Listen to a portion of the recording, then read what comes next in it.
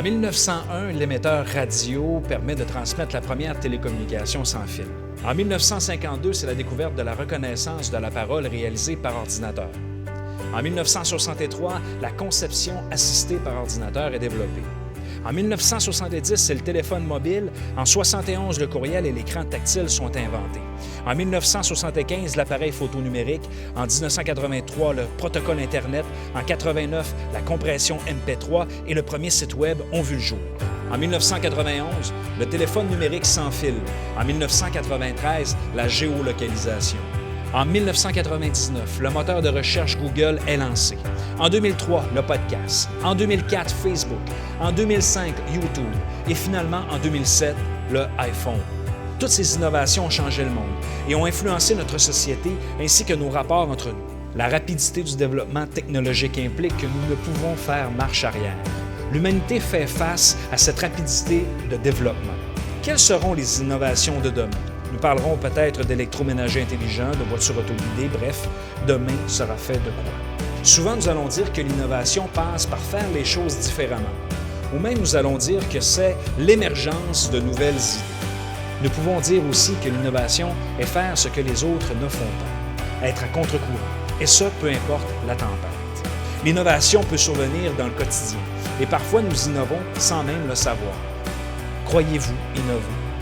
Notre rapport avec l'innovation est constant. Nous innovons à chaque moment où nous réalisons quelque chose de nouveau, quand nous atteignons des sommets que nous n'avons jamais atteints. À ce moment, nous innovons notre vie, notre travail, ce que nous sommes, ce que nous n'avons jamais fait. Pour d'autres, ce sera banal, mais pour vous, ce sera une véritable innovation.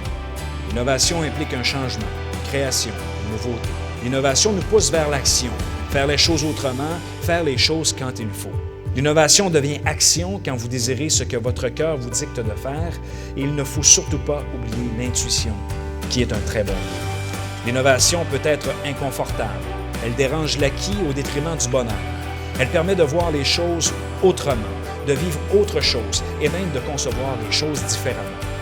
L'action permet donc de réaliser l'innovation, faire les choses autrement, changer les codes. Nous allons donc dire faire les choses quand il faut.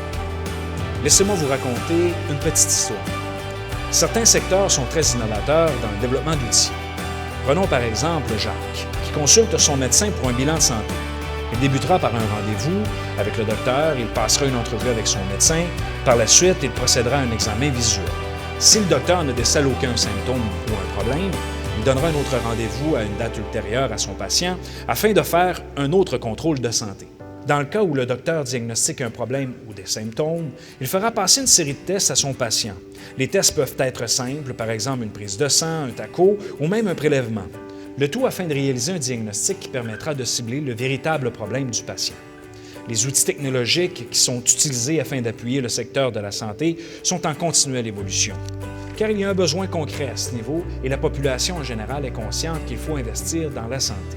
Quand nous comparons à d'autres secteurs, nous ne pouvons pas dire que la technologie est utilisée à son plein potentiel afin de la servir. Par exemple, les services offerts aux entreprises. Comment pouvons-nous nous assurer que le diagnostic porté sur une entreprise est impartial, éthique et reflète la vérité? Comment pouvons-nous être sûrs que le diagnostic porté ne sera pas orienté afin de mousser les services de la firme qui l'exerce?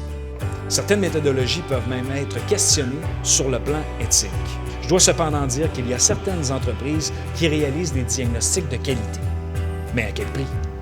Il est important de permettre aux entreprises d'aujourd'hui d'avoir un accès au savoir, d'avoir accès à de bons outils de gestion et d'être en mesure de comparer leur évolution année après année. Il est important de permettre aux entreprises d'aujourd'hui de donner un sens à leur travail et à leur mission.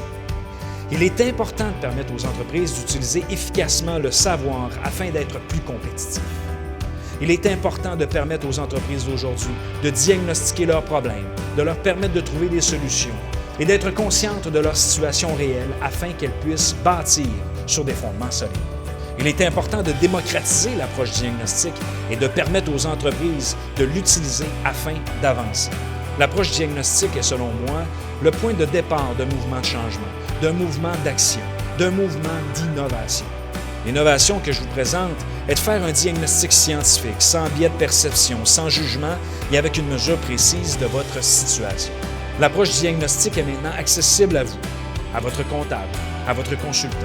Une technologie simple, rigoureuse et efficace à un prix plus que compétitif.